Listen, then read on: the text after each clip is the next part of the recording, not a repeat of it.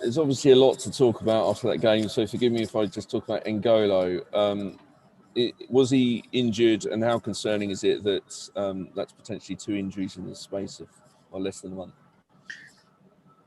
Why 2 injuries? I don't understand. Why 2 injuries? Was he injured? Was that why you stopped him? He is injured. He needs to go out. He missed the Arsenal game because of pain in the ankle and a little inflammation. So nothing serious, because obviously he was back in training, and as you could see, he started today. But actually he got, like, in winning the ball in this situation, I think the opponent fell on his ankle, twisted it again, and he had immediately the same pain than he had before the Arsenal game when he missed it, and then he was lacking force to accelerate, and we had to take him off. I mean, can there be any harder challenges than going 1 man down and taking N'Golo Kante off at the same time at halftime at Anfield? I don't know, and playing towards the cup, having Liverpool playing towards the cup. Pretty tough one, but we did excellent, and we are super happy with how we did, and we feel like we deserved the point very well. Miguel Delaney. Hi, Thomas. You've obviously had a bit to say about the penalty, but I'm just wondering, in a situation like that, is there an argument for a penalty goal rather than the double punishment of a red card and a penalty? And what are your thoughts on that?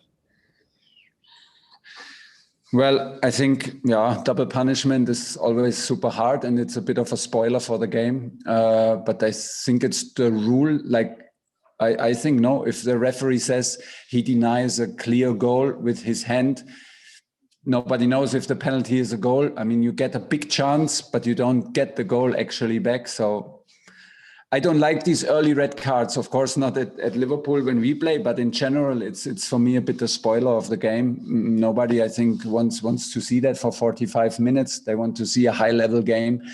And even me, when I'm in front of TV, I don't like it. I have no solution now for it, and no better idea in the moment. But in general, it is a spoiler. The situation itself, well, I can understand the decision, and I'm not saying it's a wrong decision, but I did not when I did not like the way we checked it, or the referee checked it, because for me he checked only the image, and the image showed, well, the clear contact, and then it was a clear decision. We saw on the bench, of course, also on our iPad, the whole movement, and then you saw that it was a deflection. It was short distance. It's a deflection, comes off the hip to his arm. The arm is not super unnatural arm position. So I heard already referees explaining that this is then not a punishable action.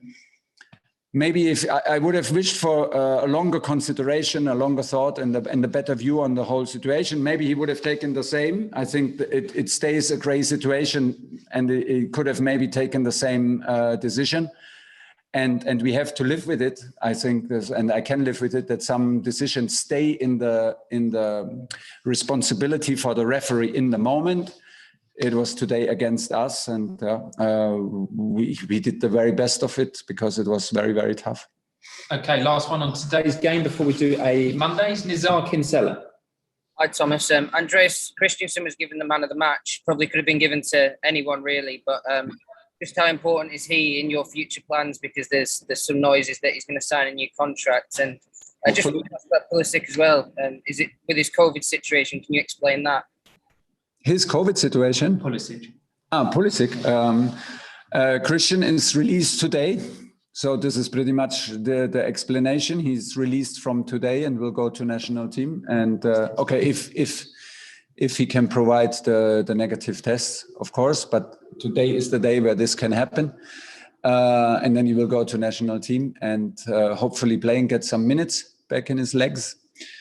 And Andreas is very, very strong for us since day one. He plays in the central position and finished the game in the right position, because we brought Thiago and decided to stay in a back five.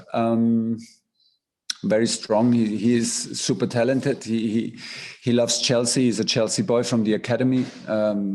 This has a huge impact in the moment. I think he feels the trust. He feels he knows what to do. He can absolutely help. He's a top defender, top guy, and I have the feeling he's growing every week in confidence and personality, and in self-confidence, which is good. Is doing fantastic since day one and getting better and better. Okay, that's the end of today's review. We're now going to do a quick Mondays with an embargo of 22:30 tomorrow night. That's Sunday night, and we'll begin with